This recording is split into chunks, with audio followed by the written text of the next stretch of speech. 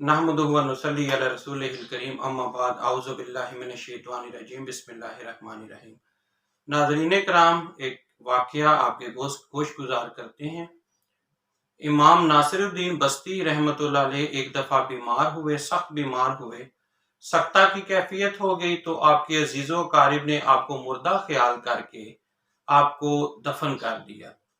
रात के वक्त आपको होश आया तो देखा कि कब्र के गुप्त अंधेरे में है।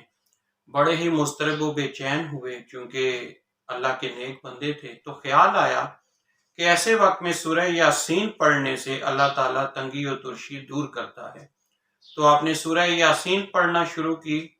इधर आपने सूरह यासीन तिलावत करना शुरू की, उधर एक चोर, कफन चोर आया और उसकी नीयत ये थी कि वो कफन चोरी करेगा।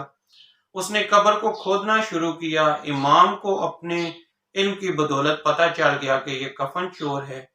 आप सूरह यासीन पढ़ते जाते थे, जब 39 दफा पढ़ चुके तो कफन चोर भी तकरीबन आप अपना काम मुकम्मल कर चुका था। आप आहिस्ता आवाज में पढ़ रहे थे ताकि उसे पता न चले। जब 40 मरतबा पढ़ ली तो कफन चोर कब्र खोल चुका था। आप कब्र से बाहर आए और उस वक्त आपने सोचा कि अगर मैं फौरन चला जाऊं लोगों के पास तो लोग घबरा जाएंगे। आपने ये किया कि रात के अंधेरे में गए और फिर वहां जाके मुनादी करते जाते थे कि मैं नासिरुद्दीन हूँ, गलती से मुझे मुर्दा समझ के आपने दफन कर दिया है, लेकिन मैं जिंदा हूँ और मैं वापिस आ गया हूँ। तो नाजरीन कराम, सूरह यासीन की बरकत ऐसी है कि इसके जरिए अल्लाह ताला बहुत सी मुश्किलात हल करता है। जैसे इमाम नासिरुद्दीन रहमतुल्लाह अलैह कब्र से भी अल्लाह के करम से, अल्लाह की रहमत से बाहर आ गए सूरह यासीन पढ़ने की वजह से।